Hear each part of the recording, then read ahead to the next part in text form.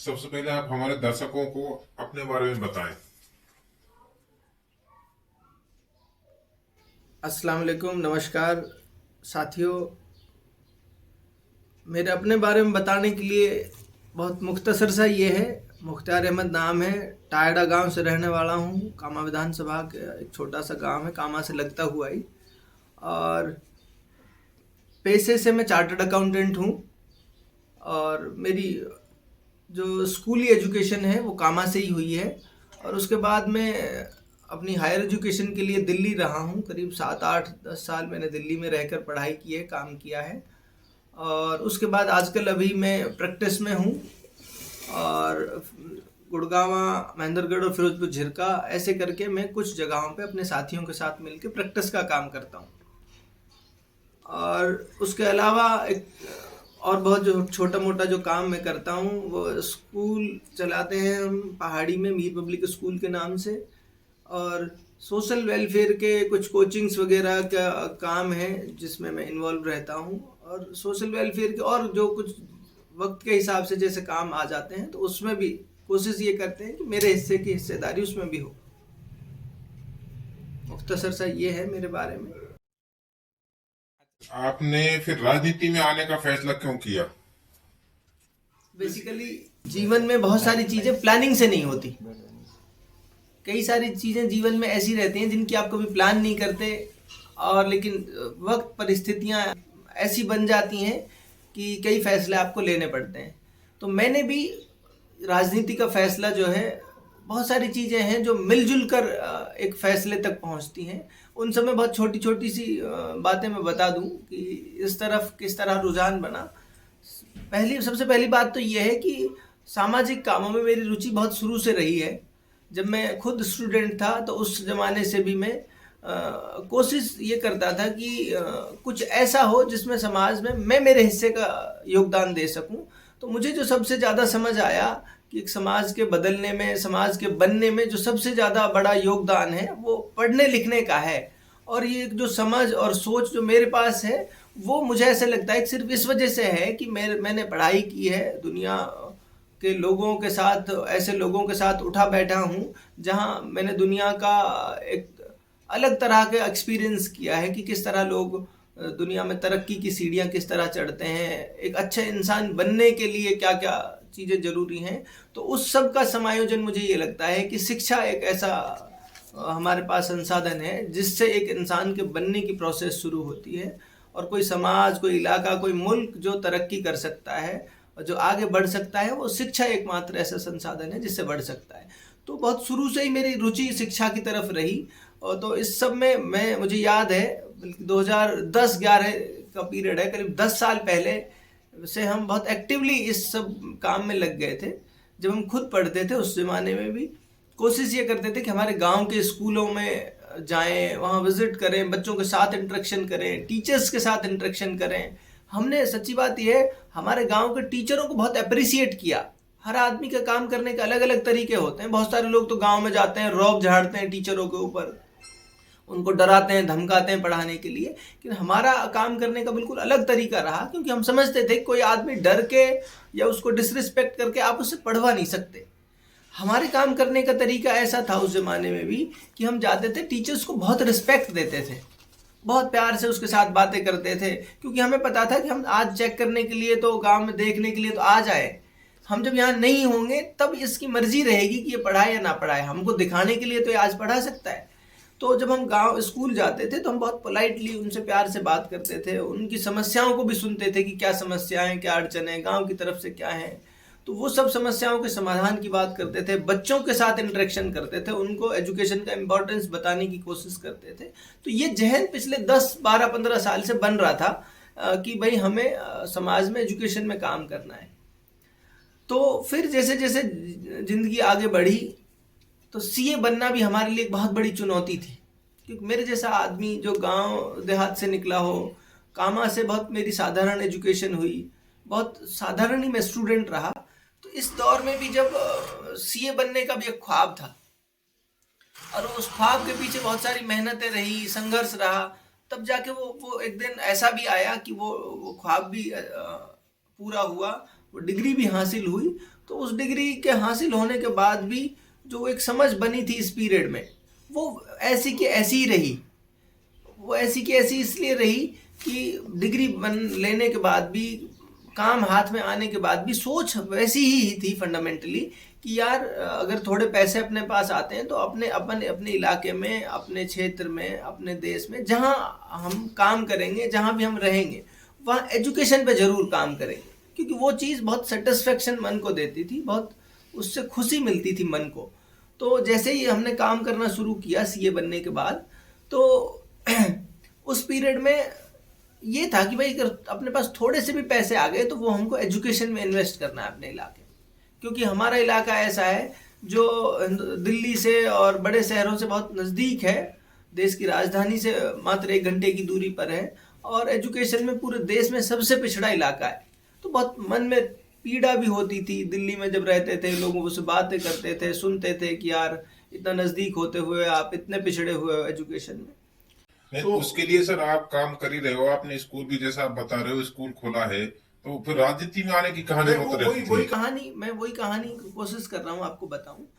तो इस सब प्रोसेस में हुआ क्या, हमने जैसे ही थोड़े पैसे आए तो हमने अपने स्कूल, अपने इलाके में जगह देखकर हमने स्कूल बनाया वहाँ पे, और इस ख्वाब के साथ बनाया कि ऐसे 10 स्कूल हमें अगले 10 साल में बनाने। तो जब ये 10 स्कूल अगले 10 साल में बनाने का हमारा ख्वाब था, और ये था कि भाई हमारे ऐसे बहुत सारे साथी इस प्रोसेस में मिल गए थे जो पैसे से भी मदद करते थे, और हर तरह से जो इस सपने के साझेदार थे, जो ये कहते थे कि मुख्तार भाई हम सबको मिलजुल के ये काम करना है और ये 10 स्कूल खुलने तक का सफ़र बहुत आसान है, हम सब मिल के कर लेंगे। तो जैसे ये सफ़र शुरू हुआ और हमारा पहला स्कूल बन के तैयार हुआ, हमने काम करना शुरू किया, तो जिन चुनौतियों की हमने सोची भी नहीं थी, जिस चुनौतियों के बारे में हमने कल्पना भी नहीं करी थी, उस तरह की चुनौतियां आने लगी। और ऐसी चुनौतियां अनएक्सपेक्टेड, समाज का एक ऐसा तबका जिससे हम ये उम्मीद कर रहे थे कि ये तबका हमसे आके ये कहेगा कि मुख्तार साहब कोई परेशानी आए, कोई दिक्कत आए तो हम आपके साथ खड़े हैं और आप हमें बताइएगा।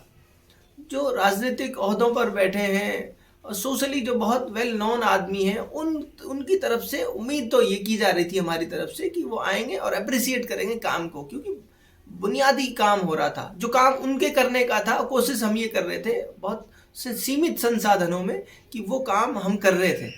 नहीं तो काम तो उनके करने का था जिनके पास बड़े बड़े रिसोर्सेज थे, बड़े बड़े पैसे थे जिनके पास, और राजनीतिक जिनके पास पावर्स थी। उनका काम था कि वो इलाके के बारे में सोचते, समझते और उसकी प्रॉब्लम्स को आइडेंटिफाई करके उनके सॉल्यूशन ढूंढते।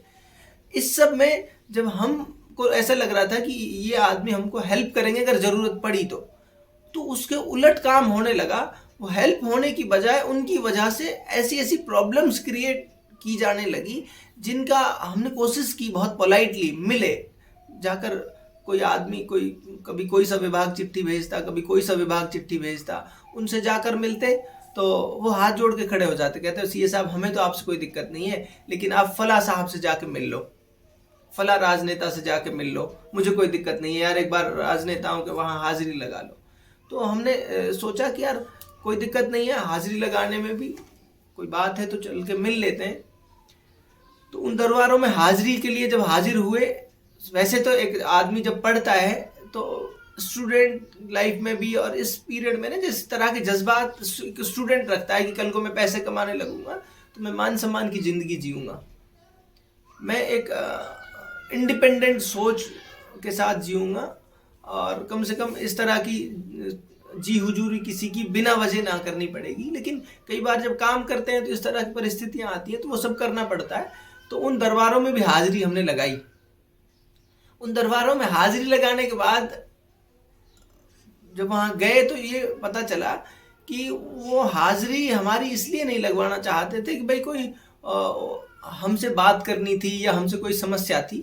उनको समस्या सिर्फ इतनी थी कि ये आदमी यहाँ काम कर रहा है और हमारे यहाँ हाजिरी नहीं लगाता, और हाजिरी भी उस तरह लगाए कि मैं झुक के उनके सामने लंबा लेट जाऊं और वो 4 घंटे मुझे इंतजार कराएं।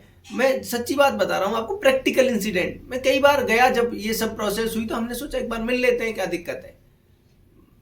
तो जब गए तो वहाँ 4 घंटे इंतज़ार करवाते हैं, 4 घंटे इंतज़ार कराते हैं। मुझे तो बड़ी ऐसा लगता था कि यार इसके पीछे क्या साइकोलॉजी है इनकी, किस तरह की सोच है। 4 घंटे आपको इंतज़ार कराएंगे, फिर कहेंगे कि फला वो जो हैं फला साहब हैं या फला साहिबा हैं जो वो अभी सो रही हैं या उनकी तबीयत सही नहीं है, आप कल आना।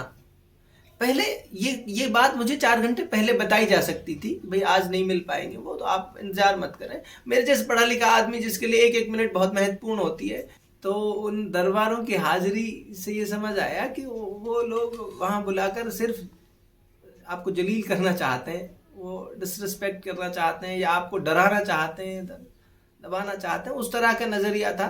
तो कई बार हाजिरी के बावजूद भी मिलने का समय नहीं मिल पाना, और फिर वही जस के तस प्रॉब्लम। तो मुझे ये समझ आया कि इनका मकसद कुछ और है, इसके पीछे की इंटेंशन कुछ और है।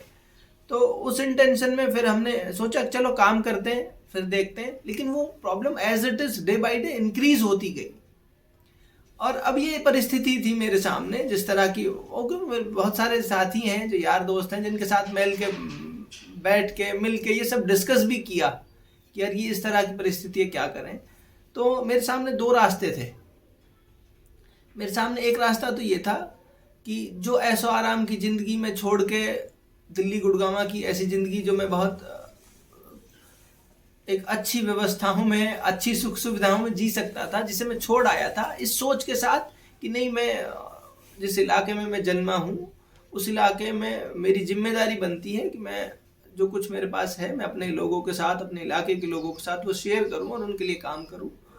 तो अब मेरे सामने ये सवाल खड़ा था कि या तो मैं वापस उस दुनिया में लौट जाऊं और वहां से लौट के मैं दोबारा इस इलाके में ना आऊं, क्योंकि वो एक जकड़न है, एक ऐसी परिस्थितियां हैं जहां आपको बहुत जकड़न महसूस होती है।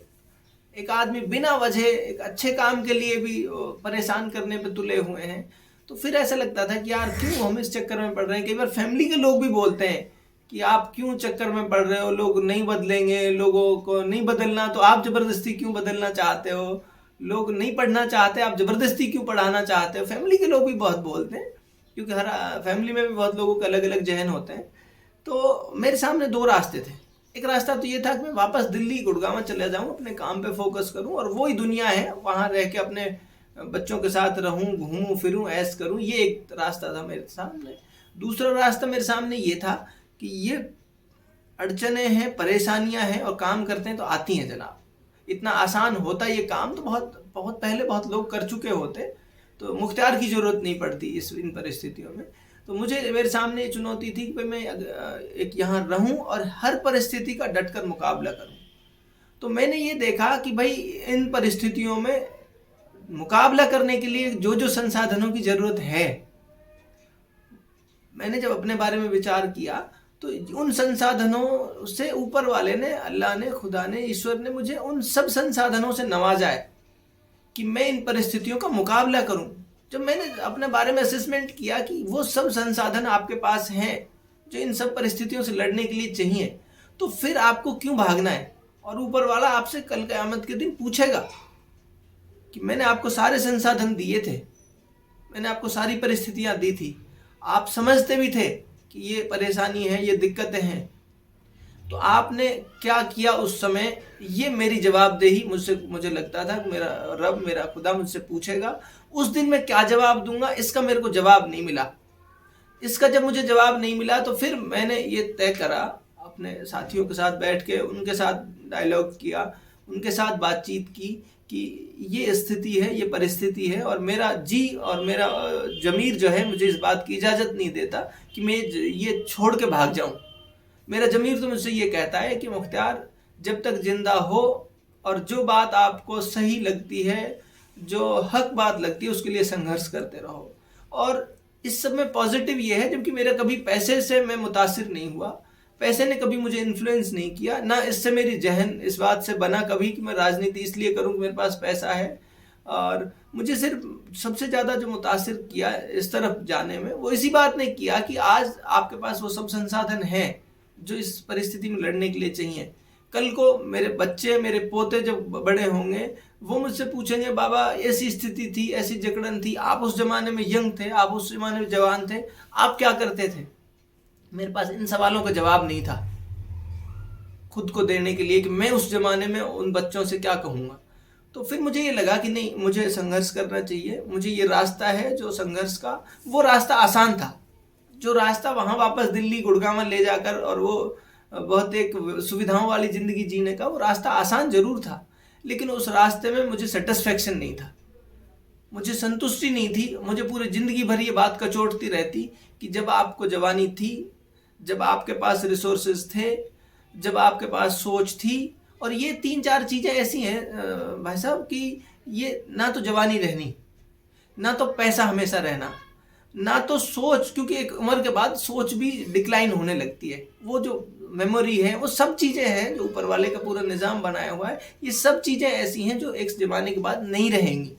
तो मुझे ऐसा लगता था कि जब ये सारी चीज़ें हैं, आज जवानी भी है, आज पैसा भी है और आज सोच भी है, ये सब है, इसके बावजूद मैं वो रास्ता छोड़ के भाग जाऊं, वो संघर्ष का रास्ता छोड़ के भाग जाऊं, ये सवाल मुझे हमेशा कचोटता।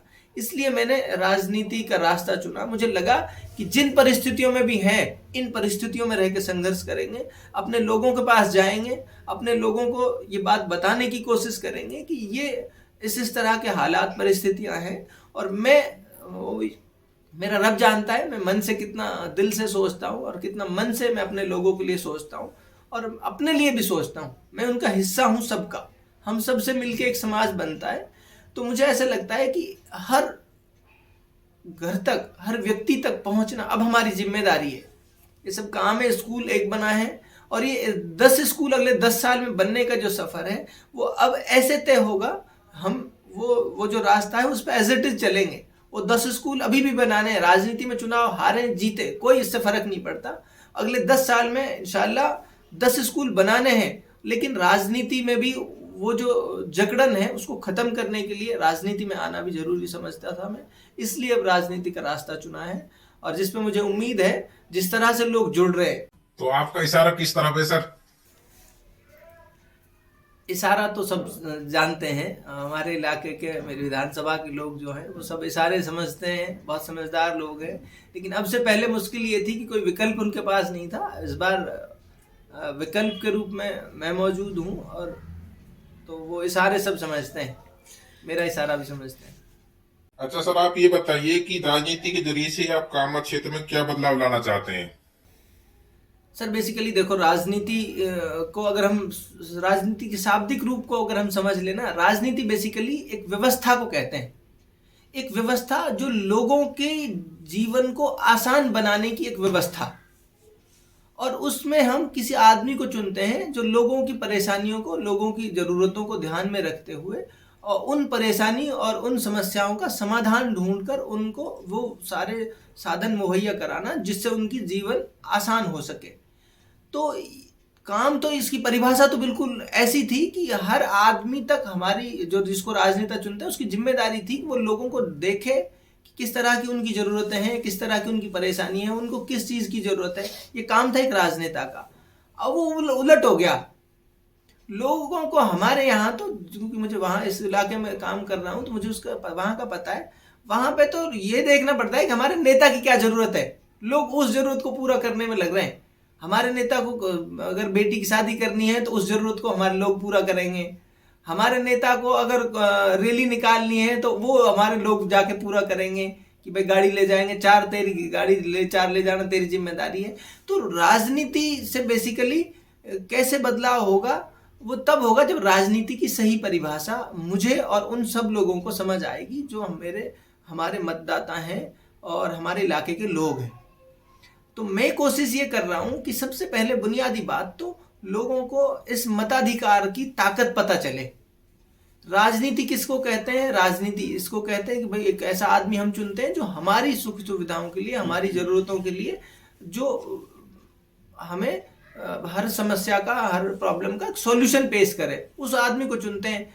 तो जब हमें ये पता चल जाएगा कि इस आदमी को हमने किस लिए चुना है, तो फिर हमारे को पता रहेगा कि उससे हमें क्या मांगना है, क्या पूछना है। तो इस सब में मतदाता को जागरूक बनाना, ताकतवर बनाना, पहला उद्देश्य तो मेरा ये है। इसीलिए मैंने अब से पहले, जो हमारे यहाँ का आमतौर पर ट्रेंड है, हमारे यहाँ का ट्रेंड ये है कि लोग कोई दिल्ली भाग रहा है टिकट के चक्कर में, कोई जयपुर भाग रहा है टिकट के चक्कर में, कोई कहीं दौड़ लगा रहा है। लेकिन जहां मतदाता है वहां कोई दौड़ नहीं लगा रहा, वहां किसी को फिक्र नहीं पड़ी कि भाई हमारा मतदाता क्या सोचता है, वहां के लोग क्या सोचते हैं, ये फिक्र किसी को नहीं है। तो मैं सबसे पहला, मैं किसी सिंगल दिन में कभी दिल्ली नहीं गया, न मैंने ये मेरी इस तरह की मानसिकता रही कि फला नेता के साथ फोटो डालो, इससे पता ये लगेगा कि आप बहुत ताकतवर हो, ये सब हो। ये मेरा काम नहीं है। मेरा काम क्या है? मेरा काम एक एक व्यक्ति को जाके ये बताने का है कि मतदाता के पास कितनी बड़ी ताकत है और हमारे मुद्दे क्या होने चाहिए। अगर हम धर्म जाति के नाम पे चुनाव लड़ेंगे तो ये उम्मीद करना कि हमारे बच्चे पढ़ जाएं, ये नाइंसाफी है। सर, आप किन किन मुद्दों को लेकर जनता के सामने वोट मांगने जाएंगे? सर, मेरा सबसे जो पहला मेरा सबसे मुद्दा है और जो मेरे जीवन का भी उद्देश्य है, मैं सबसे फोकस्ड तो उसी पे हूँ। और मेरा मानना है कि वो ही एक अकेला ऐसा रास्ता है जो तमाम समस्याओं के समाधान ढूंढेगा एक दिन, और वो है शिक्षा का। हमने एक आंदोलन भी चलाया शिक्षा ही समाधान के नाम से, और वो पूरे इलाके में, पूरे देश में उसका एक बड़ा साउंड मैसेज गया। अभी हम राहुल गांधी जी के साथ भी थे, तो वो उस आंदोलन के और उस संघर्ष के तहत ही हमने उनसे मुलाकात की थी, और वो उनको बहुत पसंद आया वो concept. Myself, Sarok Khan Mewati. We are preparing young student of 11th 12th class for IIT JEE and NEET examination. Main तो हमारा जो मुद्दा था वो शिक्षा था। तो मैं नवोदय से पढ़ा हूँ, तो सर ने बहुत अच्छा प्रॉमिस किया कि यार एजुकेशन के लिए नवोदय ने बहुत अच्छा काम किया है, और अगर आगे हमारी सरकार आती है तो हम ब्लॉक लेवल पे नवोदय बनवाएंगे। पे अगर हम लिटरेसी की बात करें, बेसिकली जो हमारा मेन कंसर्न था, लिटरेसी आज भी 50% से नीचे है, और गर्ल्स जो लिटरेसी का रेशियो है वो 30% से नीचे है। हमारे यहाँ जो फीमेल लिटरेसी रेट है वो कम इसलिए है कि 8th क्लास के बाद ड्रॉप आउट रेशियो बहुत ज़्यादा है। तो ड्रॉप आउट रेशियो इसलिए है कि लोग रिलीजियस पॉइंट ऑफ व्यू से उनको लगता है कि बच्चियाँ सिक्योर नहीं हैं। तो सिक्योरिटी जो कंसर्न है उसको लेके हमने बात, क्योंकि पहली जनरेशन को पढ़ाना बहुत ज़रूरी है। अगर पहली जनरेशन हमारी पढ़ गई तो अगली जनरेशन को समझ में आ जाएगा कि एजुकेशन में कैसे हिस्सेदारी बढ़ाई जा सकती है।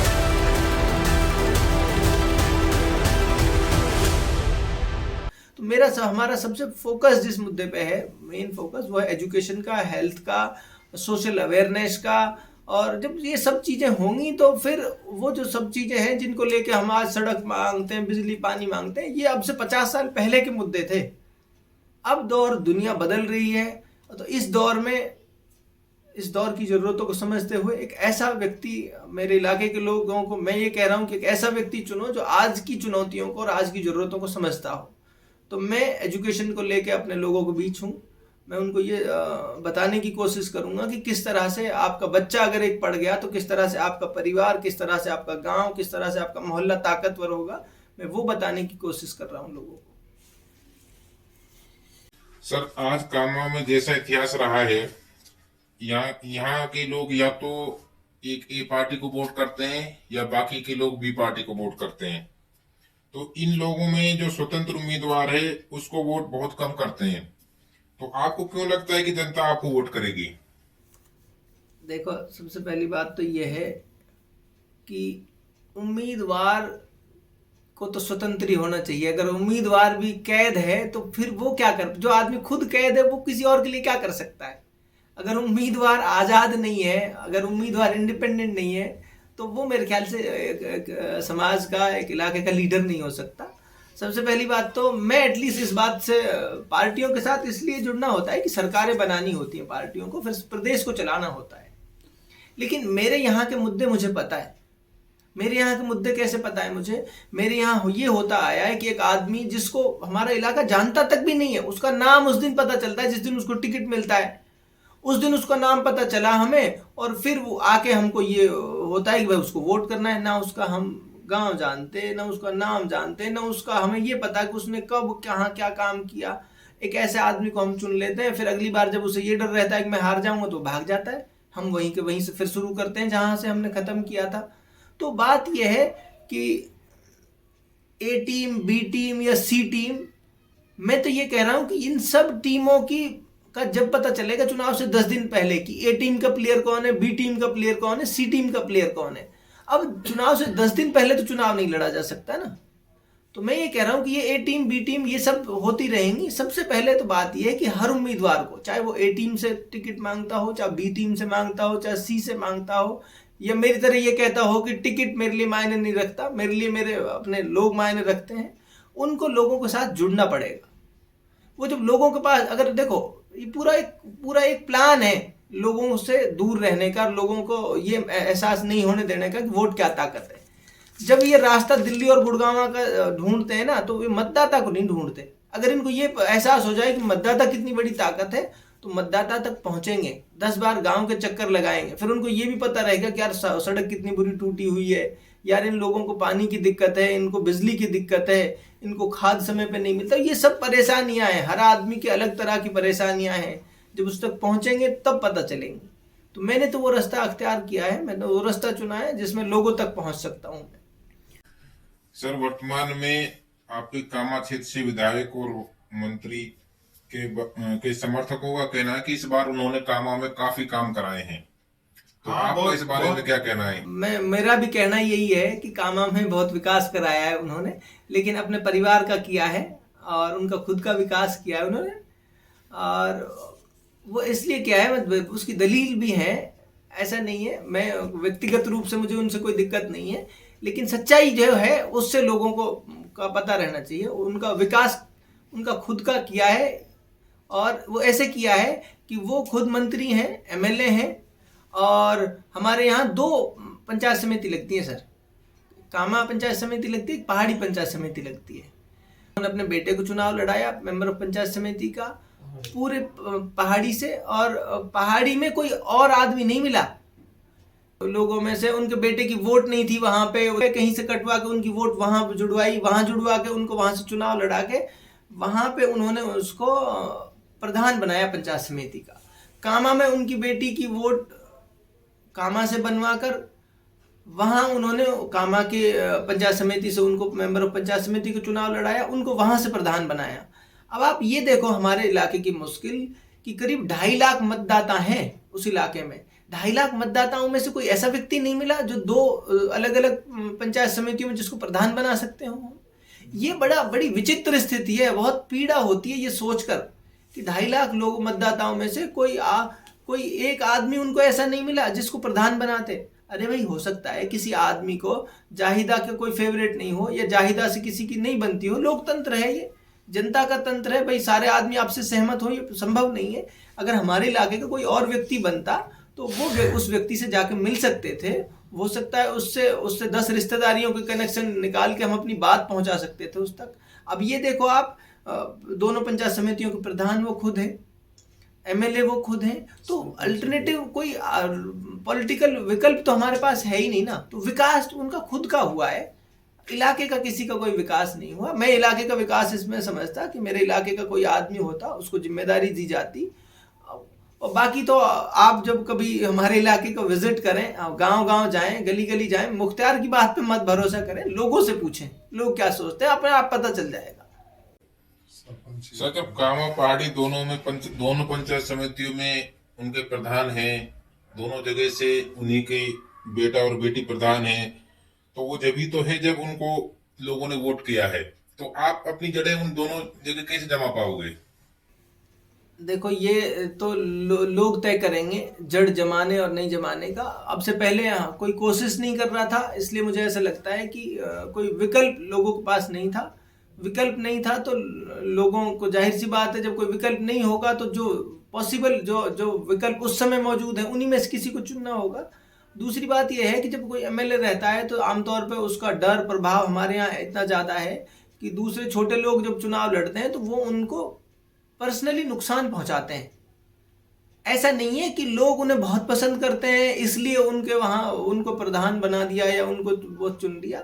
लोगों में डर है कि यार ये एमएलए हैं, सच बात ये है वो ताकतवर लोग हैं और लोगों का नुकसान करते हैं, पर्सनली उस चीज़ की वो निकालते हैं, उनकी जो चिड़न है वो निकालते हैं, लोगों से नुकसान करते हैं, बिजनेसेस में लोगों का नुकसान करते हैं। और चुनाव भी वो लड़ेगा जो कोई काम धंधा करता है, बिजनेस करता है वो। तो उसको ऐसे डराते हैं कि अगर आप हमारे खिलाफ चुनाव लड़ोगे तो आपको नुकसान पहुंचाएंगे।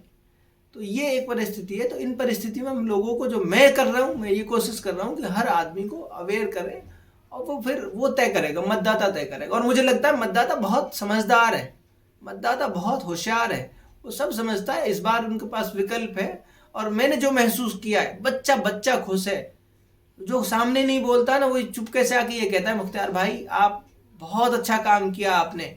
इस बार आप देखना जब चुनाव होंगे, तो इस बार देखना सामने भले कम लिख रहे हो, लेकिन जब वोट दबाने का टाइम आएगा, लोकतंत्र की ताकत वो वोट दबाने से है। जिस दिन वोट दबाने का नंबर आएगा, आप देखना कितनी बड़ी तादाद में लोगों को विरोध वोट डलेंगे।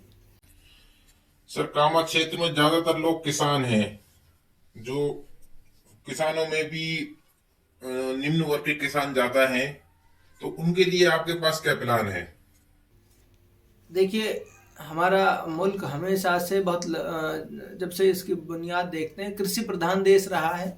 और जितने हमारे यहाँ किसान जितनी मेहनत करता है, मैंने अलग अलग इलाकों की विजिट की है, देश के अलग अलग हिस्सों की विजिट की है। इवन मैंने अब से कुछ समय पहले एक मिनी इजराइल बोलते हैं एक जगह को, जयपुर से कुछ किलोमीटर आगे है, मैंने मॉडर्न टेक्नोलॉजी के बेस पे वो खेती कर रहे हैं, उन सबको विजिट किया है।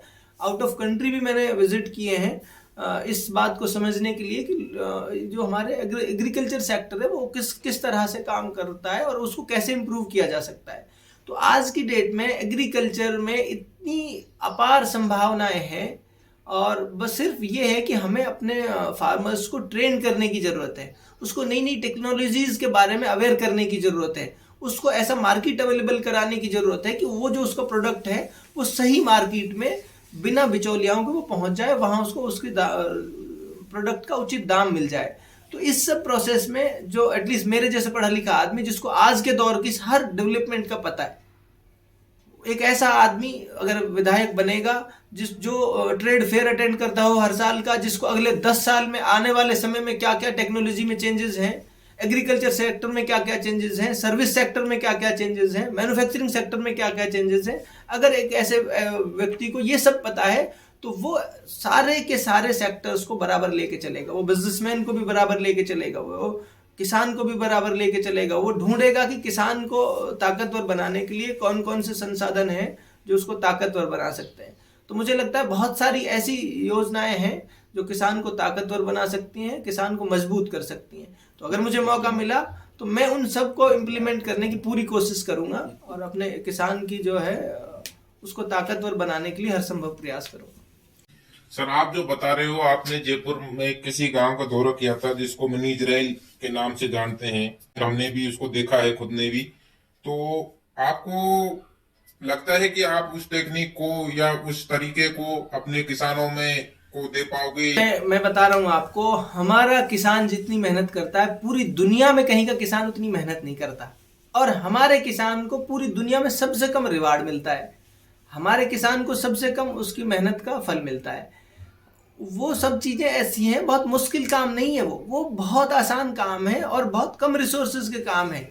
मैंने देखा वहाँ पे 1 एकड़ ज़मीन का मालिक जो है वो 20-30 लाख रुपए साल में कमाता है सिर्फ खेती से। और कितने वहाँ पानी, जिस इलाके में मैंने वो विजिट किया है, वहाँ पानी पूरे राजस्थान में सबसे कम है। राजस्थान में पानी वैसे भी कम है, लेकिन उस इलाके में मुश्किल से बहुत थोड़ा पानी है ज़मीन में, और वो भी 500-700 फीट नीचे जाके। मेरे इलाके में पानी की कोई समस्या नहीं है। मेरे इलाके में ज़मीन है वो बहुत फर्टाइल है। तो उनके मुकाबले तो अगर हम यहाँ वो सब एक्सपेरिमेंट करेंगे तो कई गुना ज़्यादा अच्छा कर सकते हैं। सर देखो, हो क्या रहा है बेसिकली, राजनीति में हमारे जो राजनेता हैं वो चाहते नहीं कि किसी चीज़ का आम जनता को फ़ायदा हो जाए। मैं तो यही कहूँगा, क्योंकि जो देखने में आता है उससे तो यही समझ आता है। वो उसका जीता जागता उदाहरण ये है कि सरकार की योजना है, सरकार क्या है, जो न्यू टेक्नोलॉजी से जो फार्मिंग हो रही है उसमें पॉली हाउसेस का इस तरह के आज कॉन्सेप्ट हैं, और उसका एक पॉली हाउस तैयार होने का 10, 12, 15 लाख रुपए का खर्चा आता है, और उसमें सरकार सब्सिडी देती है किसान को। सब्सिडी देती है किसान को सरकार, और वो जो प्रोजेक्ट 15-16 लाख रुपए का, 12-13 लाख रुपए का लगना होता है, वो मुश्किल से 1-2 लाख रुपए में किसान को लग के तैयार हो जाता है। बाकी सरकार सब्सिडी देती है उस पर। और वो मेरे इलाके में कोई सिंगल ऐसा व्यक्ति नहीं है जिसको सरकारी उस योजना का फायदा मिला हो। इससे मुझे क्या समझ आएगा? इससे मुझे ये समझ आएगा कि मेरे इलाके के जो नेता हैं, मेरे इलाके, क्योंकि आम आदमी को नहीं पता होता ना सरकारी योजना का, ये नेता का काम है, ये राजनेता का काम है कि वो उसकी सरकारी योजनाओं का कितना फायदा मेरे इलाके के लोगों को मिल रहा है। उसका एक बहुत छोटा उदाहरण और देता हूँ आपको। मेरे इलाके की जो एमएलए हैं वो आज शिक्षा मंत्री हैं, और सरकार ने शिक्षा के लिए, गरीब बच्चों की शिक्षा के लिए, गरीब बच्चों को अच्छी जगह से कोचिंग करने के लिए, नीट और आईआईटी की और क्लेट की कोचिंग के लिए सरकार उनकी फ्री में कोचिंग कराती है, कोटा के और जयपुर के बड़े इंस्टीट्यूशन से, और वो सरकार की योजना है, राजस्थान सरकार की। मेरे इलाके की शिक्षा मंत्री है, मेरे इलाके का कोई सिंगल बच्चा आज तक ऐसा नहीं है जिसको उस योजना का फायदा मिला हो। एक गरीब का बच्चा अगर जाता, गरीब का बच्चा फ्री में कोचिंग करके आता, वो नीट और आईआईटी में सिलेक्ट होता, आईआईटी के बच्चे को 1 करोड़ का पैकेज भी मिलता है। और मुझे सब से समझ आया, मुझे ये समझ आया कि इनको इसी बात से डर लगता है कि कोई बच्चा अगर नीट में पहुंच गया और किसी बच्चे को अगर 1 करोड़ का पैकेज मिलेगा तो उसको दुनिया में घूमेगा, उसके पास पैसा होगा, वो पैसा होगा तो फिर हमारे खिलाफ चुनाव लड़ेगा। इस सब डर की वजह से वो चाहते नहीं कि किसी आदमी को इन सब चीज़ों का पता चले। नहीं तो क्या नहीं होना चाहिए था? जिस शिक्षा के क्षेत्र में पूरे राजस्थान का सबसे पिछड़ा इलाका हमारा, और आज हमको सरकार ने शिक्षा मंत्री दे रखा है इसीलिए कि भाई आपका इलाका सबसे पिछड़ा हुआ है तो आपको शिक्षा मंत्रालय, आपकी जिम्मेदारी, आप करो अपने इलाके को डेवलप। लेकिन हमारे इलाके में एक सिंगल बच्चा ऐसा नहीं है जिसको एजुकेशन की किसी योजना का फायदा मिला हो। तो ये क्यों नहीं होता? ये इसलिए नहीं होता कि नीयत ठीक नहीं है। जब तक नीयत ठीक नहीं है तो फिर कितनी भी कोशिशें कर ले सरकार, उसका फायदा।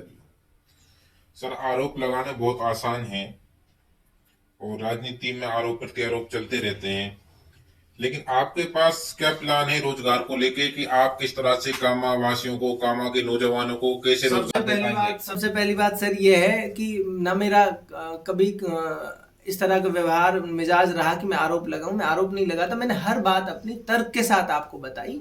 आरोप बिल्कुल नहीं लगाता मैं, ना मैं अपने बाकी जीवन में कभी आरोप लगाऊंगा। मेरी शख्सियत ऐसी है कि मुझे आरोप प्रत्यारोप में, मैं तर्क के साथ बात कर रहा हूँ, तर्क के साथ आपको बता रहा हूँ, आप मुझे तर्क के साथ काउंटर करिए। मैं ये कहता हूँ रोजगार कितना आसान है हमारे इलाके में। हमारा इलाका दिल्ली से मात्र 60 किलोमीटर दूर है। हमारे इलाका सबसे पूरे दिल्ली से लगती हुई सबसे सस्ती जमीन हमारे इलाके में है। हमारे इलाके में का आदमी जब पढ़ेगा, जब वो स्किल्ड होगा, तब वो हमारे यहाँ का आदमी दिल्ली में जाके काम करेगा। मेरे इलाके का अनपढ़ आदमी, दिल्ली और गुड़गांव की जो कंपनियां हैं वो अनपढ़ आदमी के लिए उनके पास कोई काम नहीं है सर।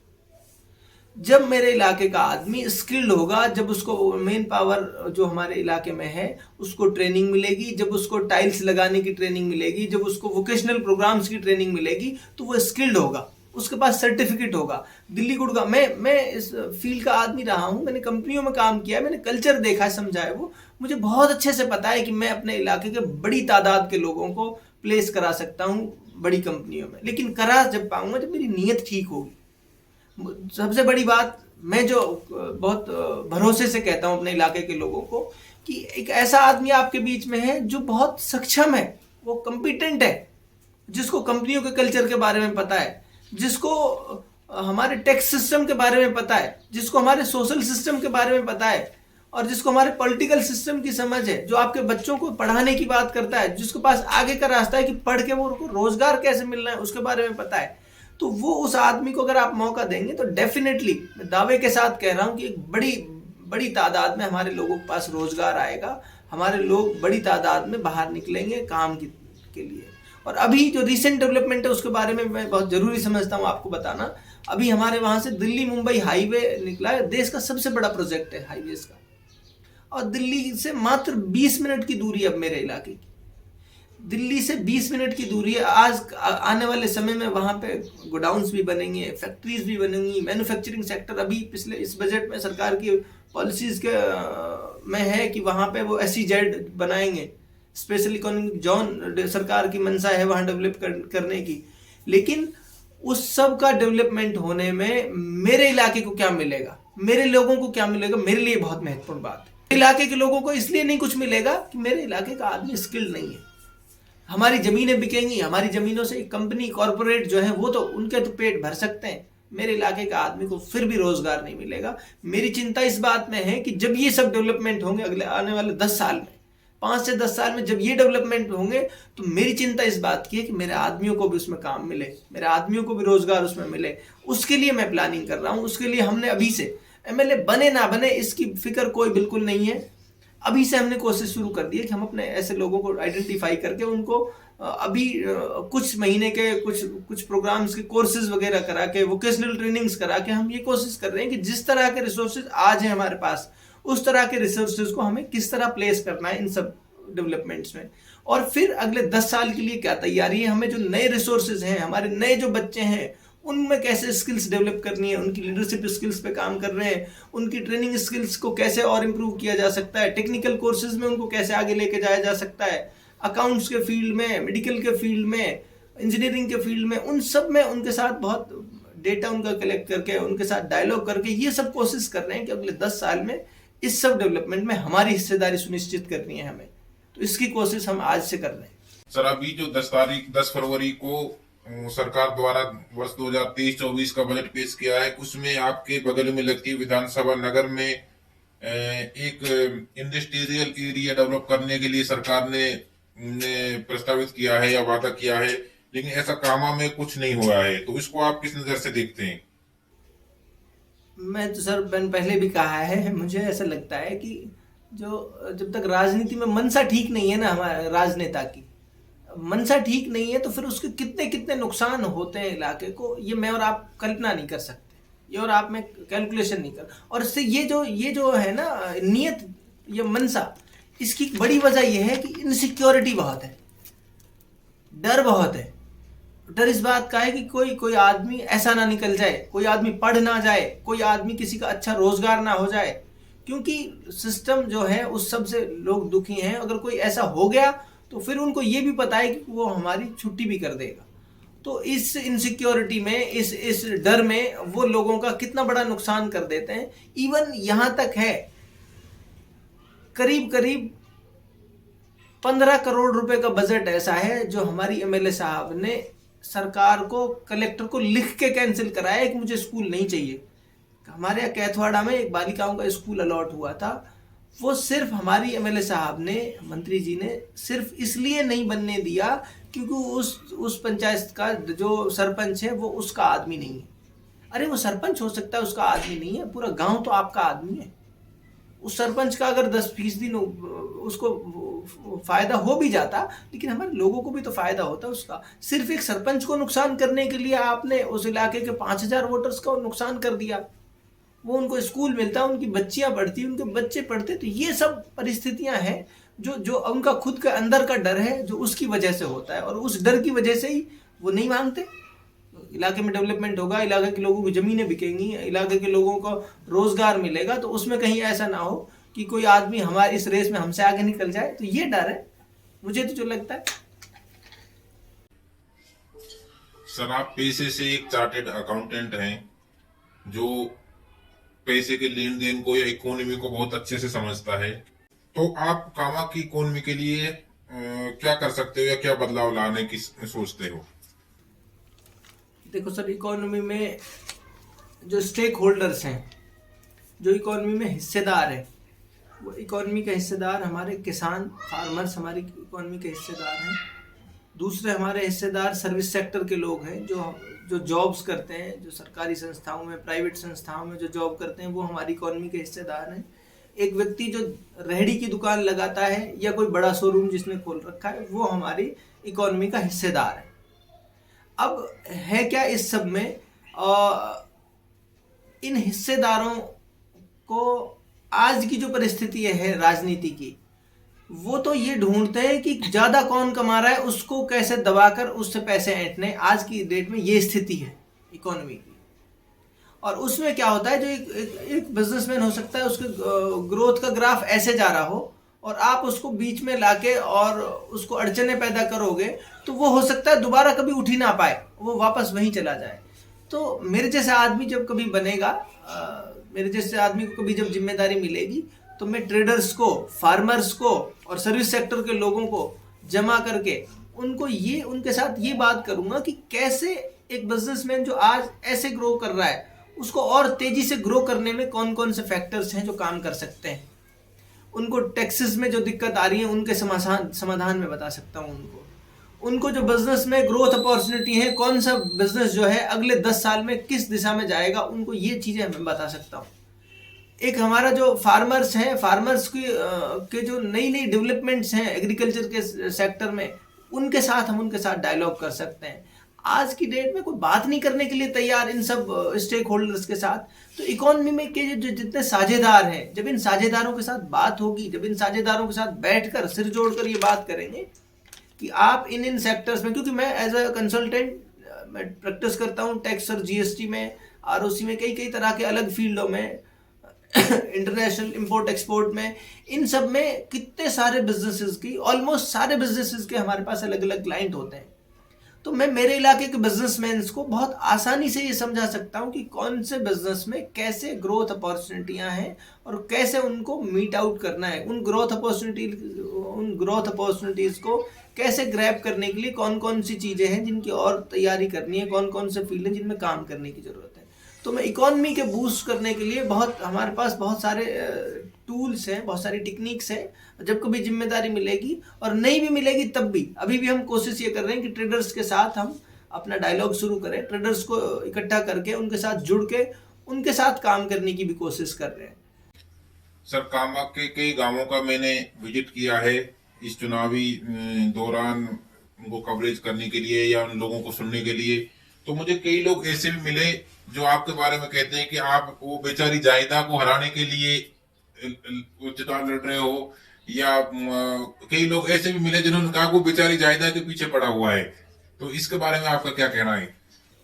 असल में सर, आपको पता नहीं किसने ऐसा कह दिया, लेकिन हमारे इलाके में तो जो बात है जो मैं सुनता हूँ, मेरे सामने तो ये कहते हैं कि इस बेचारे के पीछे जायदा पड़ी हुई है।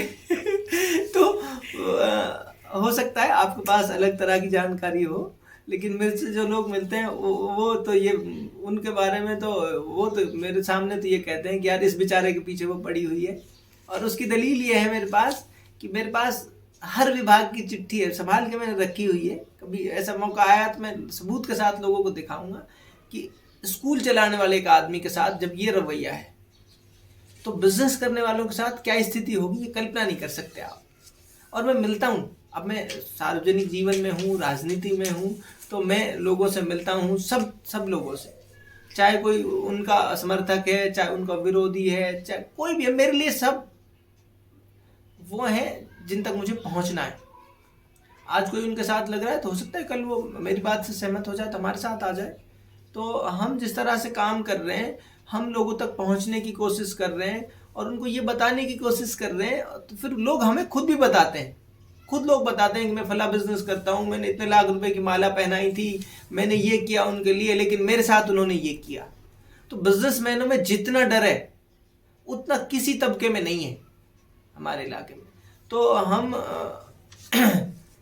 ये बेचारे वाली जो बात आप कह रहे हैं कि उनके मैं पीछे पड़ा हुआ हूँ या उनको हराने के लिए खड़ा हुआ हूँ, तो राजनीति में सारे लोग नहीं जीतते, कोई एक ही जीतता है, सारे लड़ते हैं, बाकी वो हार जाते हैं। और मेरा लेकिन हार जीतने का पैमाना, मेरे हार जीतने का पैरामीटर अलग है। मुझे ये लगता है कि मैं वोटों से भले ही हार जीत जाऊं, उससे फर्क नहीं पड़ता। जिस सोच और जिस विचार को लेकर मैं लोगों के साथ जा रहा हूं, अगर मैं 100 लोगों को समझाने में भी कामयाब हो गया तो ये मेरी जीत होगी। मैं 1000 लोगों को भी समझाने में कामयाब हो गया तो ये मेरी जीत होगी। मैं 10,000 लोगों को समझाने में कामयाब हो गया तो ये मेरी जीत होगी। तो मेरी जीत का पैमाना अलग है। मेरी जीत का पैरामीटर यह है कि मैं अच्छी कॉज के लिए, मैं अच्छी सोच के लिए संघर्ष कर रहा हूँ। मेरी घर से जब मैं निकल गया फिर मेरी जीत ही जीत। हमने इस दौरान कई गांवों का जब दौरा किया था तो ऐसी भी बातें हमने आपके बारे में बहुत अच्छा सुना है। कई लोग आपके बारे में चर्चा भी करते हैं, लेकिन वे लास्ट में यह कहते हुए भी दिखे कि यदि मुख्तियार टिकट ले आता है तो वो बिल्कुल जीत जाएगा, उससे अच्छा कोई उम्मीदवार नहीं है।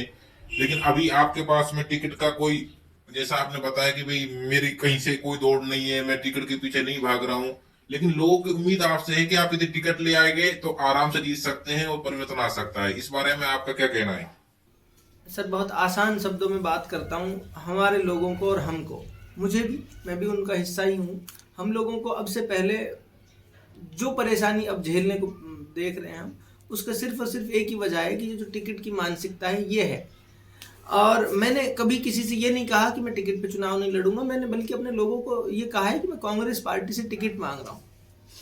लेकिन मैं ये नहीं कहता कि टिकट मांग रहा हूँ इसलिए मुझे वोट दो, मैं कहता हूँ मुझे जांचो परखो, मुझे समझो।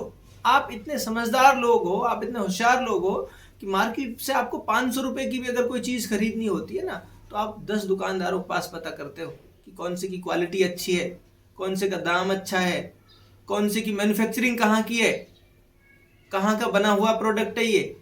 तो ये हम 500 रुपए की चीज़ को खरीदने के लिए मात्र इतना दिमाग लगाते हैं, इतने होशियार लोग हैं हम। और हम जब अपने नस्लों का भविष्य तय कर रहे होते हैं, जब हम अपने इलाके का भविष्य तय कर रहे होते हैं कि हमारे इलाके को चलाएगा कौन, हमारे इलाके की, हमारे बच्चों की पढ़ने की, पढ़ाने की, हमारे मुश्किलों को समाधान करने की जिम्मेदारी हम किस आदमी को देंगे, तो उस आदमी के बारे में हम एक दिन पता नहीं करते। तो मुख्तियार ये कोशिश कर रहा है कि मुख्तियार एक ऐसी सोच लोगों में पैदा करे कि टिकट की हवाई बात करके कोई गड़बड़ आदमी कभी ना जीते। मुख्तियार आज टिकट की बात कर रहा है तो मुख्तियार सिर्फ इसलिए नहीं जीते, और मैं बाखुदा कहता हूं मैं कभी इसलिए नहीं जीतूं कि मेरे पास टिकट है। टिकट एक सहायक रोल प्ले कर सकता है हारने जीतने में, लेकिन सिर्फ इसलिए कि कोई टिकट है, चोर है, उचक्का है, उससे कोई फर्क नहीं पड़े, ये नहीं होगा।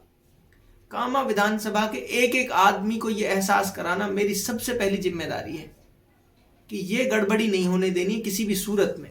और मैं कह रहा हूं सर, ये बहुत शुरुआती दौर है, आप देखना इतना बड़ा इंकलाब कामा में होगा जो पिछले इतिहास में 70 साल में कामा ने नहीं देखा। पहली बार कोई ऐसा आदमी है, मेरी दादी कहती थी दिल से रोया जाए तो फूटी आंख से भी आंसू आ सकता है। मैं मेरे लोगों के साथ दिल से जुड़ने की बात कर रहा हूँ, लोगों के साथ बात कर रहा हूँ। एक एक आदमी मुख्तियार के साथ कैंडिडेट है, मुख्तियार अकेला कैंडिडेट नहीं है। मुख्तियार के साथ अगर 10 लोग जुड़ गए तो वो 10 के 10 कैंडिडेट है। मुख्तियार के साथ सपोर्टर कोई नहीं है, मुख्तियार के साथ वोटर कोई नहीं है। मुख्तियार के साथ जितने लोग जुड़ेंगे वो सब कैंडिडेट है। और मैं कह रहा हूं अगर वो 10 लोग कैंडिडेट है तो वो 10 लोग इतना बड़ा बदलाव ले आएंगे इलाके में कि हम कल्पना नहीं कर सकते आज की डेट में। तो हमारे साथ जो भी आदमी जुड़ेगा, वो जो इलाके से हमदर्द मोहब्बत रखने वाला आदमी, वो हर आदमी हमसे जुड़ेगा और वो चुनाव लड़ेगा खुद। तो ये बड़ा एक बदलाव है और उसका शुरुआती दौर है। आप देखना बहुत बड़ी तब्दीली और बहुत बड़े इंकलाब का मंच जो है कामा में तैयार हो रहा है। सर, कामा से इस बार आपके अलावा और भी कई नए उम्मीदवार की चर्चा है, जिनमें कई पुराने लोग भी हैं, कई नए चेहरे भी हैं, और दूर दूर से देश के दूसरे स्टेट से भी या राजस्थान के दूसरे जिलों से भी लोग कामा से आके चुनाव लड़ने की बातें कर रहे हैं, या उनके पोस्टर लग रहे हैं या उनके प्रचार चल रहे हैं। तो इस बारे में आपका क्या कहना है कि आप उन सबके बीच में अपने आप को कैसे अलग कर पाओगे? देखो, सबसे पहली बात तो मेरी ये है कि मुझे व्यक्तिगत रूप से किसी से कोई शिकायत नहीं है, और एक इंसान का फंडामेंटल राइट है, कॉन्स्टिट्यूशन ने उसको राइट दिया हुआ है कि वो चुनाव लड़ सकता है, और जिन लोगों को चुनाव लड़ना है वो लड़ते भी हैं। पर मैं उनके चुनाव लड़ने में, मेरे लड़ने में क्या फ़र्क है, वो बुनियादी फ़र्क सबसे बड़ा ये है कि हर आदमी, जितने भी कैंडिडेट हैं, उनमें से सिंगल कैंडिडेट कोई ऐसा नहीं है जो ये कह रहा हो कि भाई मैं चुनाव लड़ूंगा। वो सब ये कह रहे हैं कि मैं फला पार्टी का टिकट ला रहा हूँ। फॉर एग्जांपल, बीजेपी के टिकट के लिए एक लंबी लाइन है और हर आदमी ये कह रहा है कि जेब मेरी इस वाली जेब में भी टिकट रखा है, इसमें भी रखा है, और पार्टी ने मुझे कह दिया है कि तुम तैयारी करो। दूसरे से पूछो, वो उससे भी ज्यादा भरोसे से और कॉन्फिडेंस से कहता है।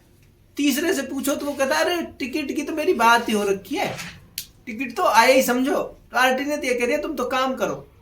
तो ये सब लोग ऐसे हैं। अब मुझे तो ऐसा लगता है कि भाई किसी से फिर अगला क्वेश्चन अगर ये कर लो टिकट नहीं मिला तो टिकट में नहीं मिला तो उसका कोई जवाब नहीं है किसी के पास। मैं अकेला ऐसा व्यक्ति हूँ इन सब में जो ये कह रहा हूँ कि टिकट कोई मिल जाए तो तब भी कोई समस्या नहीं है, टिकट नहीं मिले तो भी कोई समस्या नहीं है। मैं जिन मुद्दों पे चुनाव लड़ रहा हूँ, मेरी पहला कॉल ये है कि मैं चुनाव लड़ रहा हूँ, मैं एक उम्मीदवार हूँ, आप लोगों के बीच हूँ, और ये अकेला उम्मीदवार ऐसा हूँ सर जो ये कह रहा हूँ कि मुख्तार को वोट देना है, ऐसा नहीं कह रहा मैं ये कह रहा हूँ कि जिसको भी वोट देना है 10 बार सोच के वोट देना है, जिसको भी चुनना है 10 बार देख के चुनना है। जब हम किसी के समर्थक बनते हैं सर, जब हम किसी के प्रशंसक बन जाते हैं तो हम सवाल पूछने का अधिकार खो देते हैं। मुख्तार अपने इलाके के लोगों को ये कह रहा है कि मुख्तार के समर्थक मत बनिए, मुख्तार के समर्थक बन जाएंगे तो मुख्तार से सवाल पूछने का हक खो देंगे। जब आप सवाल पूछने का अधिकार जब रखते हैं आप, जब किसी के समर्थक नहीं होते, आज आप किसी के समर्थक नहीं बनेंगे ना तो कल को मुझे कॉलर पकड़ के हटा देंगे। ये ताकत है आपकी और मेरी वोट की ताकत से ही एमएलए बनते हैं। वोट की ही ताकत ऐसी है जो उनको घर बिठा देती है। तो जब हम समर्थक, मैं लोगों के बीच जाके ये कह रहा हूँ कि नहीं, समर्थक नहीं बनना है, ये काम करना है हमें, ये तब्दीली का रास्ता यहीं से होकर जाता है। अगर लालच होता मुख्तार के मन में तो मुख्तार ये कहता हाँ आप मेरे साथ लगिए और भाई मेरे समर्थक बनिए, जयकारा मारिए, झंडे उठाइए। ये मुख्तार नहीं कर रहा। मुख्तार तो ये कह रहा है कि समर्थक किसी के भी मत बनिए, मेरे भी मत बनिए। समर्थक नहीं बनेंगे आप तो सवाल पूछने का हक रखेंगे, और जब मैं गड़बड़ करूंगा, मैं 5 साल मेरा काम देखेंगे, अगर मैं गड़बड़ करूंगा तो मुझे अगली बार हटा देंगे, और किसी को भी हटा देना है। तो ये सोच के साथ हम काम कर रहे हैं। तो दूसरे कैंडिडेट हैं, उनकी अपनी आइडियोलॉजी है, कोई कह रहा है जयपुर से टिकट ला रहा हूँ, दिल्ली से ला रहा हूँ, ये मुख्तार नहीं कर रहा। मुख्तार को एक दिन के लिए राजनीति नहीं करनी। मुख्तार को जब तक मुख्तार चुनाव लड़ रहा है, मुख्तार एक दिन के लिए चुनाव नहीं लड़ रहा, मुख्तार इस बार के लिए चुनाव नहीं लड़ रहा। मुख्तार का काम यह है कि अगर 50 साल में भी लोगों को समझ आएगी तो मुझे अल्लाह ने 30 साल की उम्र में मैं शुरू कर रहा हूँ, मैं किसी भी सूरत में घबराऊंगा नहीं, हटूंगा नहीं। मैं जब तक हूँ जिंदा मैं संघर्ष करता रहूंगा, ये काम है मेरा। इसलिए मैं शॉर्टकट नहीं अपना रहा। इसलिए मैंने ये नहीं कह रहा कि वहाँ टिकट की मेरी बात हो रखी है, टिकट ले आऊँगा, ऐसे कर लूँगा, वैसे कर लूँगा। इसीलिए नहीं कह रहा कि मुझे थोड़े दिन के लिए नहीं करना ये काम। मुझे जब तक हूँ मैं, जब तक मैं प्रॉब्लम्स को आइडेंटिफाई करके उसका सॉल्यूशन नहीं ढूंढेंगे ना तो इलाज संभव नहीं है। कामा एक मुस्लिम बाहुल्य क्षेत्र है जिसमें काफी वोटर मुस्लिम हैं, और तो आप किस तरह से तालमेल बिठाएंगे कि सभी लोगों को आप एक साथ लेके चल सके? सर, सबसे पहली बात तो ये है कि मुख्तार ने कभी लोगों को धर्म के चश्मे से नहीं देखा, और जब धर्म के चश्मे से नहीं देखते ना तो फिर इंसान का धर्म नहीं दिखता इंसान को, फिर उसकी परेशानी दिखती है और उसका असल जो पीड़ा है वो दिखती है। तो ये सब काम मैंने, और इसके फिर कहता हूँ, मैंने मेरे अपने जीवन में जितनी चीज़ें घटी हैं, ऐसा नहीं कि मैं आज ऐसा हुआ हूँ। मेरे साथी रहे अनिल, वो दिल्ली में पढ़ाई के दौरान 5 से 6 साल मेरे रूममेट रहे, हम दोनों लोग साथ रहे। तो जिस मोहब्बत से हम दोनों साथ में रहते थे, तो हमारे अड़ोसी पड़ोसी के लिए मिसाल थी वहाँ पे कि यार ये दोनों, और इस दौर में जहाँ नफरतें ऐसा हैं, बहुत लोगों में अलग अलग तरह के डिस्क्रिमिनेशन है, इस दौर में भी हम जिन मोहब्बतों के साथ रहे, हमने अपने जीवन को कभी, क्योंकि उस चश्मे से देखा नहीं, साथ खाना खाना, साथ रहना। मेरे घर से कोई चला जाता था तो अनिल उसको ये महसूस नहीं होने देता था कि भाई अनिल गुप्ता है या शर्मा है या फला है। और मुख्तार के, अनिल के यहाँ से कोई आता था तो मुख्तार उसको सर पे बिठा के रखता था। तो ये मोहब्बतें हमने बांटी हैं हमेशा से, और ये मोहब्बतें हमेशा रहेंगी। मैं कहता हूँ मेरे राजनीतिक सफ़र का सबसे पहला जो अहद है वो ये है कि मुख्तार कभी किसी से धर्म के नाम पे वोट नहीं मांगेगा। हमारा भारत देश है जो वो इसी तरह की एकता के लिए जाना जाता है, जहाँ पर हिंदू मुस्लिम साथ साथ रहते हैं, दूसरे धर्मों के लोग भी साथ साथ रहते हैं। लेकिन चुनाव के टाइम पे हमेशा हिंदू मुस्लिम या जाति विशेष के नाम पर ही वोट पड़ते हैं। ये यहाँ कामा का नहीं, सब जगह का यही हाल है। और वर्तमान में तो पार्टियां भी जातिगत समीकरण के हिसाब से ही वोट देती हैं। तो आप कैसे इन सब चीजों से पार पा पाओगे? सर देखो, राजनीति में क्या होता है क्या नहीं होता वो उसके बारे में मैं बहुत ज़्यादा नहीं कहना चाहता, लेकिन मैं क्या सोचता हूँ ये बहुत इम्पोर्टेंट है। मैं ये कह रहा हूँ कि राजनीति में लोग कभी नहीं करते, हिंदू मुस्लिम लोग नहीं करते। जो राजनीति में जिसको ये करने से फ़ायदा हो रहा, बहुत सिंपल फंडा है, राजनीति में जिसको ये करने से फ़ायदा हो रहा हो वो आदमी करता है। उसको जिसको चुनाव जीतना है उसको अगर ये कहने से फायदा होता दिखेगा ना कि वो ये कुछ ऐसी चीजें करो जिससे लोग पोलराइज हो।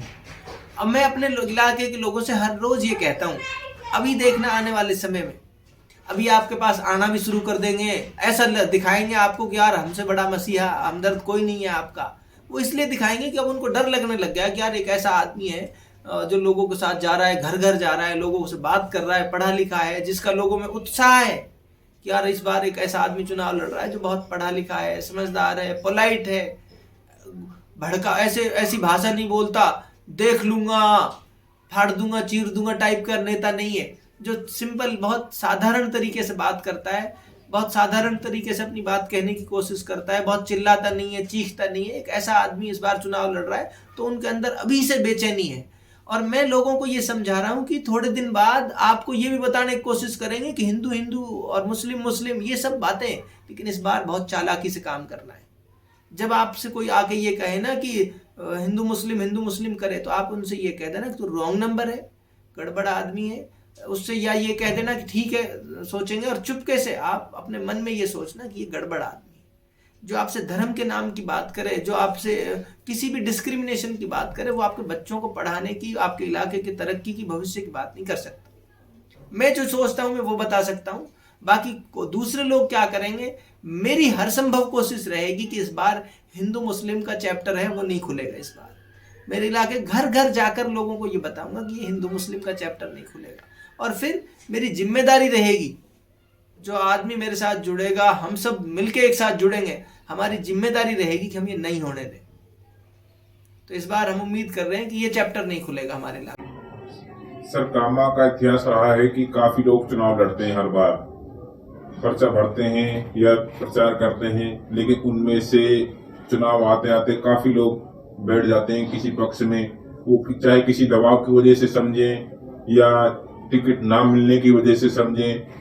तो लोगों में एक ये भी आशंका है कि आप क्या चुनाव में लास्ट तक टिक पाएंगे या आप भी किसी बैठ जाएंगे किसी पक्ष में, या चुनाव लड़ना छोड़ देंगे। सर, सबसे महत्वपूर्ण बात यह है कि कोई आदमी समझौता करता है या कॉम्प्रोमाइज़ करता है किसी न किसी तरीके से, तो तब बैठने उठने की बात तब आती है। और मेरा अगर ये जो राजनीतिक सफ़र है, यहाँ तक मेरे पहुँचने की अगर यात्रा किसी को पता लग जाए, तो वो आदमी मेरे से पूछने से पहले ये कह देगा कि ये आदमी बैठेगा नहीं। और उसकी और एक बात आपको बताता हूँ बहुत महत्वपूर्ण, जब ये सब हम तय करने के प्रोसेस में थे कि यार हमको इलेक्शन लड़ना है, ये इस कंक्लूजन पे पहुंचने का ये तय करने के प्रोसेस में थे, तो मैंने सबसे पहले अपने परिवार के और अपने गांव के लोगों को इकट्ठा किया और मैंने उनके सामने ये अपनी बात रखी कि मैं इस तरह से मेरा मन है कि मैं इलेक्शन कंटेस्ट करूं इस बार। और मैं क्योंकि हमेशा से ऐसे रहा हूं, मैंने अपने परिवार का, समाज का हमेशा मानने वाला मेरा मिजाज रहा है, मैंने उनकी बात को हमेशा माना है, तवज्जो दी है। तो मैंने उनको सबसे पहले बिठा के यही बात बोली कि आज तो मुख्तियार आपको अधिकार दे रहा है, मेरी मंशा है चुनाव लड़ने की, आज मैं आपको अधिकार दे रहा हूँ कि आप मुझे बिठा सकते हैं, आप मुझे कह सकते हैं कि बेटा तू मत लड़े, तू सक्षम नहीं है, जो भी आप कहना चाहते हैं मुझे आज कह सकते हैं और मैं 100 के 100% आपकी बात को तवज्जो दूंगा। अगर आप ये कहेंगे कि मुझे चुनाव नहीं लड़ना चाहिए तो मैं आपकी बात को सराखों पर रखूँगा और मैं इस फैसले पर, इस बात पर विचार करूँगा। लेकिन अगर आप ये कहते हैं कि नहीं बेटा आप चुनाव लड़ो और इसमें कोई समस्या की बात नहीं है, और तो फिर ये है कि कल को ये अधिकार मेरी मजबूरी है आपको से वापस ले लेने की, कि मैं आज आपको अधिकार दे रहा हूँ कि आप मुझे परिवार के नाते, मेरे बड़े होने के नाते मुझे बिठा सकते हो, लेकिन कल को मैं आपकी सारी बातें मान लूँगा, मैं लेकिन ये बात नहीं मान पाऊँगा आपकी कि मैं चुनाव ना लड़ूँ। उसकी वजह यह है कि जो आदमी मेरे साथ इस उम्मीद पे जुड़ेगा कि मुख्तियार चुनाव लड़ेगा, तो राजनीति में हमारे यहाँ जिस तरह का ट्रेंड है, बदला लेने की भाव से राजनीति की जाती है, लोगों को नुकसान पहुँचाने की भावना से राजनीति की जाती है। एक आदमी आज जो अपने बच्चों की बेहतरी के लिए, अपने इलाके की बेहतरी के लिए हमारी बातों पर भरोसा करके इस उम्मीद पे कि इस इलाके में कुछ तब्दीली आएगी मेरे साथ जुड़ जाता है, मेरे पास उसको जवाब देने के लिए कुछ नहीं रहेगा। तो ये मैं अधिकार, मेरी मजबूरी है आपको ना देने की बाद में, कि कल आप मुझे ये नहीं कह पाएंगे कि मुख्तार आपकी ये बात नहीं मानेगा कल को कि मुख्तार चुनाव ना लड़े। तो ये सब मैंने बात उनके सामने रखी तो उन्होंने एक सुर में ये कह दिया, बेटा कोई बात नहीं है चिंता की, और आप चुनाव लड़ो, आपने हमें अधिकार दिया, ये मान सम्मान दिया कि आप मुझे बिठा दें तो बैठ जाऊंगा, ये बहुत बड़ी बात है हमारे लिए, लेकिन इसमें कोई चिंता की बात नहीं है, आप नौजवान हो, पढ़े लिखे हो, आपको चुनाव लड़ना चाहिए। तो ये बात सब उनके बीच में हुई है। ठीक है सर, आपने अपने सब लोगों से बातचीत कर ली है, लेकिन कल को ऐसा मौका आ जाता है कि वो लोग जो आज आपको प्रचार कर रहे हैं वही आपसे बैठने के लिए कहें या आपको वोट ना दें, तो आप क्या करोगे इस स्थिति में? सर सबसे पहली बात तो ये है कि मैंने हमेशा डिफरेंस ऑफ ओपिनियन का समर्थन किया है, और हमारे जो कॉन्स्टिट्यूशन है उसकी भी रूह है, हमारे कॉन्स्टिट्यूशन की, हमारे संविधान की रूह है कि we are agree to disagree. हम सब सहमत हैं कि हमारे किसी बात को लेकर दो अलग अलग नज़रिए हो सकते हैं, हमारे अलग अलग मत हो सकते हैं किसी एक बात पे। तो मेरे साथी हैं जो, या मेरे साथ जो घूम रहे हैं, लड़ रहे हैं, वो साथी भी अगर कल को ये कहते हैं कि भाई आप चुनाव मत लड़ो, तो मैं उनसे हाथ जोड़ के ये विनती करूँगा कि आप मुझे बेशक इस बार वोट ना दें, आप मुझे वोट देंगे इससे मैं असेसमेंट नहीं करूंगा कि आप मेरे रिश्तेदार या मेरे परिवार या मेरे ख़ानदान हैं या नहीं है, इस बात से मैं इस बात की कोई तुलना नहीं करूंगा।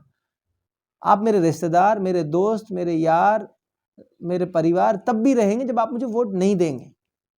मैं सिर्फ इतनी विनती आपसे कर रहा हूं कि अगर कोई कैसी मजबूरी आपके सामने है तो आप मुझे बेशक इस बार वोट मत दें, लेकिन मेरी रिक्वेस्ट ये है कि आप मुझे बैठने के लिए मत कहें, क्योंकि ये सब प्रोसेस में बहुत सारे लोग ऐसे हैं जो संघर्ष कर रहे हैं और वो संघर्ष मर जाएगा। मुख्तार हारने का जीतना मुख्तार के लिए महत्वपूर्ण नहीं है, लेकिन वो संघर्ष बहुत महत्वपूर्ण है, जिसकी उम्मीद पर, जिसके भरोसे पे ये संघर्ष खड़ा हो रहा है, वो बहुत महत्वपूर्ण है, वो मुख्तार से भी ज़्यादा महत्वपूर्ण है।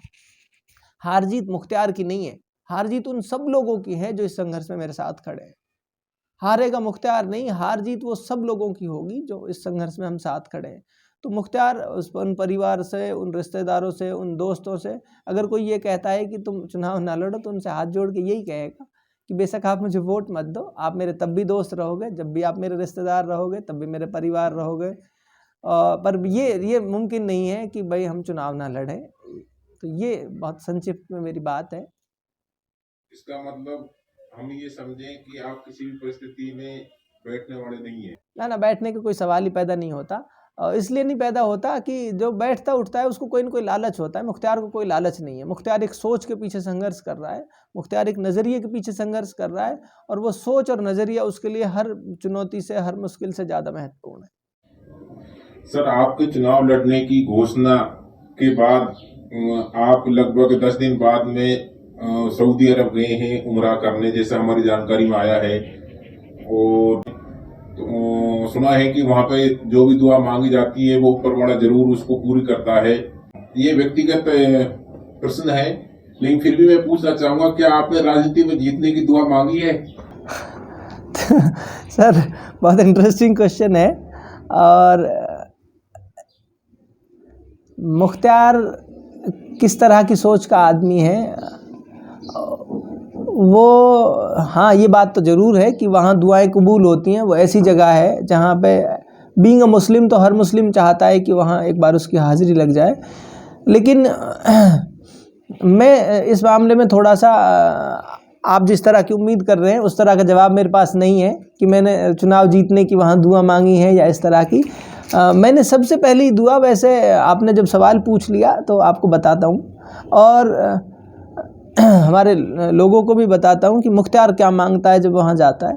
तो मेरी पहली नज़र जब काबे पे पड़ी तो मैंने अल्लाह से ये दुआ मांगी कि इसकी शान को यूं ही पूरी ज़िंदगी बुलंद रख। ये मेरी पहली, जो लोग बताते हैं, कुछ लोग अलग अलग तरह के अपने अपने विचार हैं, किसी के कोई कुछ मांगता है वहाँ जाके, कोई कुछ मांगता है।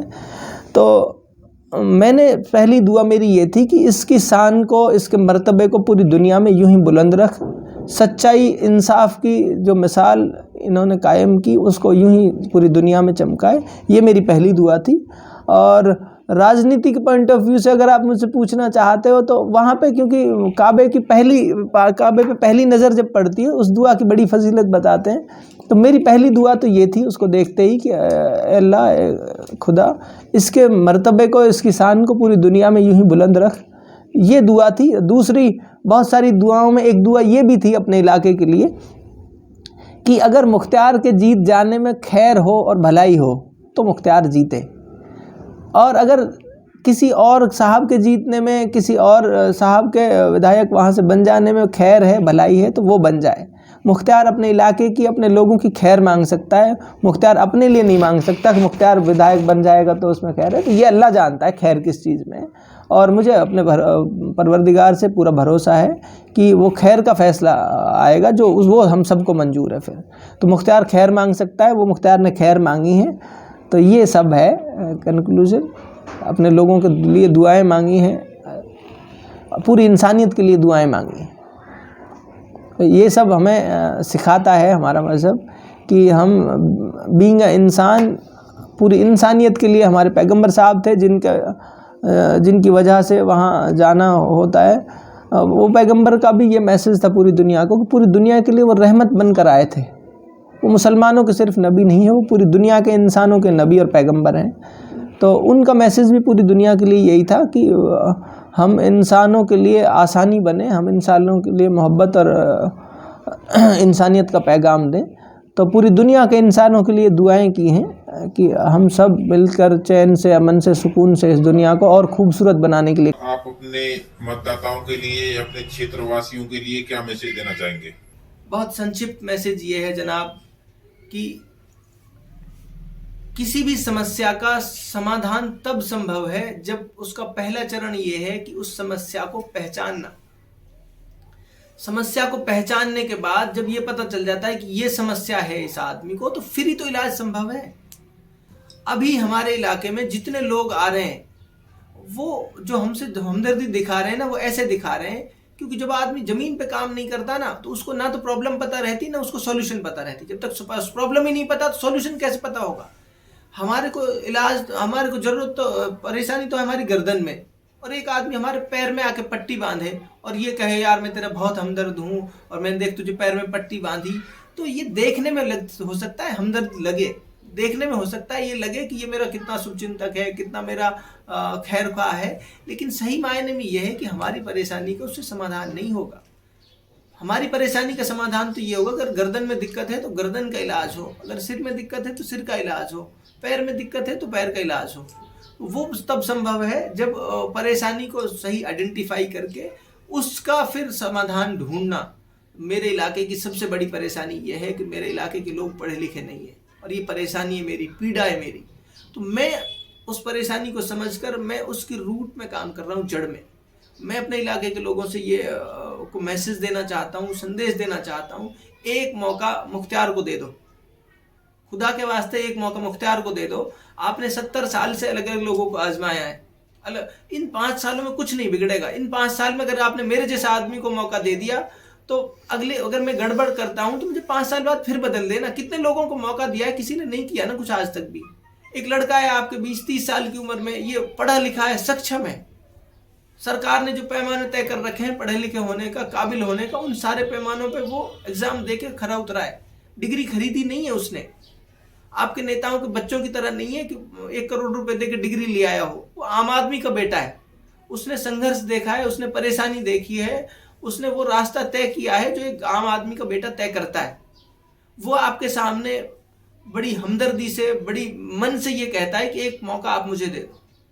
मैं 5 साल में बहुत भरोसे के साथ कह रहा हूँ, और इसलिए नहीं कह रहा कि मुख्तियार बहुत कोई सुपरमैन है। मुख्तियार सुपरमैन नहीं है, लेकिन मुख्तियार के साथ ऐसे लोग हैं जो इंटेलेक्चुअल ब्रेन्स हैं। हमारे समाज की, हमारे इलाके की सबसे बड़ी ताकत हमारे इलाके के पढ़े लिखे लोग हैं। इस बात को समझना पड़ेगा। और किसी भी इलाके के लिए, किसी भी समाज के लिए उसकी सबसे बड़ी ताकत उसके पढ़े लिखे लोग होते हैं। उन पढ़े लिखे लोगों को जमा करके मुख्तियार हो सकता है एग्रीकल्चर के बारे में ज़्यादा नहीं जानता हो, लेकिन एक दोस्त मेरा जिसने एग्रीकल्चर से PhD की हुई है, वो मुख्तियार से बेहतर बता सकता है कि एग्रीकल्चर को कैसे बूस्ट करना है। और हमारे इलाके के लोग तो डरते हैं ऐसे लोगों से।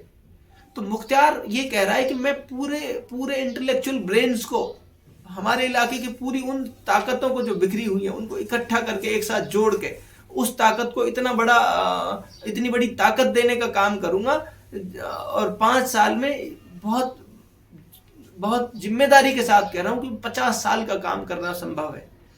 तो मेरी रिक्वेस्ट मेरे इलाके के लोगों से ये है, मेरी विनती मेरे इलाके के लोगों से ये है कि ये अगले 5 साल आप ये सोच के दे दो कि यार ये पढ़ा लिखा लड़का है और इसका अभी तक का जीवन भी इसमें कोई ऐसा नहीं है कि जिसके जीवन में कोई ऐसा दाग धब्बा हो कि जिसके ऊपर हम ये तय करें कि यार ये पता नहीं कैसा होगा कैसा नहीं होगा। और फिर मैं ये कह रहा हूँ कि मैं जितने लोगों को जानता हूँ, जितने लोग मेरे टच में हैं, उनसे 10-10 बार पूछिए अलग अलग लोगों से, आपके साथ रहा है, आपके साथ फला इतना टाइम तक आपके साथ पढ़ाई की है, आपके साथ काम किया है, कैसा आदमी है, कैसे सोचता है, कोई एक सिंगल कमी ऐसी बता दो जिसके बहाने पे हम उसके साथ ना जुड़े।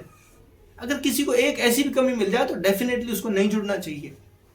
और अगर आप 100 लोगों से 10 लोगों से ये पता करते हो कि यार वो कैसा आदमी है, उसके बारे में पता करते हैं, और 10 के 10 आपको ये कहे नहीं वो अच्छा आदमी है, उसमें कोई गड़बड़ी नहीं है उसके अभी तक के जीवन में, क्योंकि मैं सार्वजनिक जीवन में ही रहा हूँ, मैंने काम किया है लोगों के साथ, अगर कोई ये कहता है कि कोई ऐसी गड़बड़ नहीं है उसमें, तो फिर मेरी विनती पे, मेरी रिक्वेस्ट पे गौर करना आपकी जिम्मेदारी बनती है।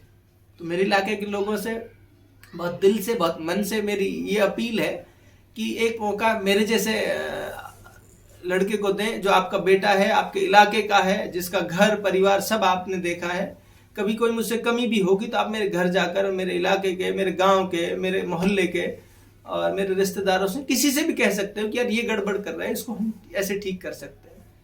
तो ये अंततः मेरा एक मैसेज है, और मुझे उम्मीद है मेरा दिल मानता है इस बात को, मेरे इलाके का एक आदमी जिस तक मेरा मैसेज पहुंच गया, वो एक आदमी मेरे साथ इतनी मजबूती से जुड़ेगा, वो अपने इलाके के लिए, अपनी नस्लों के लिए, अपने बच्चों के लिए वो मेरे साथ कंधे से कंधा मिलाकर संघर्ष करेगा।